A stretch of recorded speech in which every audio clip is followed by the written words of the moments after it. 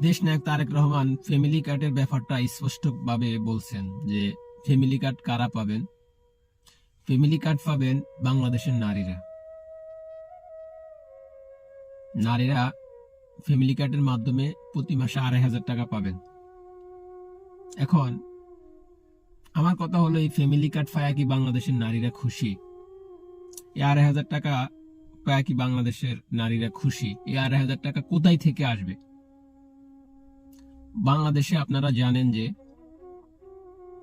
20 কোটি মানুষ হলে 13 কোটির উপর হলো নারী।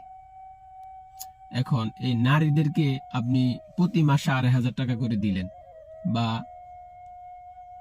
13 কোটি নারীদেরকে না দিয়ে আপনি যদি 6 কোটি নারীদেরকে ফ্যামিলি কার্ড দেন, প্রতি মাসে এই টাকাটা কোথায় থেকে আসবে?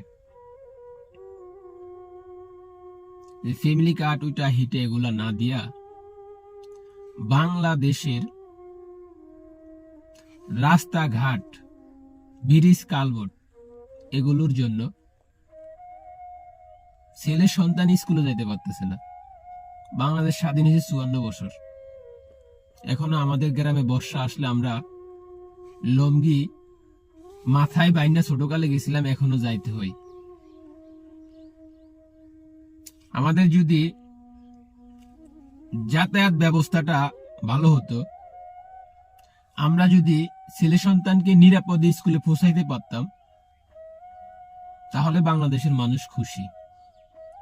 বাংলাদেশের মানুষ 2001 সালের বাংলাদেশ নাই। 2001 সালে এই ফ্যামিলি কার্ডের মূল্য ছিল, অনেক মূল্য ছিল। এখন 2026 সাল।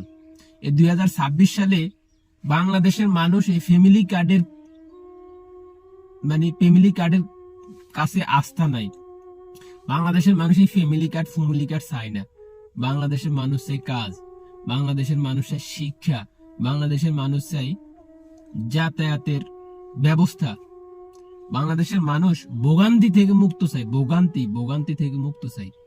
স্বৈরাচারের আমলে আমরা যারা ঢাকা শহর গাড়ি চালাই, শেখ হাসিনা বাইরে এলে রাস্তার 2 ঘন্টা 3 ঘন্টা বসে থাকতাম। এই ভোগান্তি থেকে আমরা মুক্ত চাই। আমরা এই ফ্যামিলি কার্ড চাই না, আমরা 3 বেলা খেতে চাই।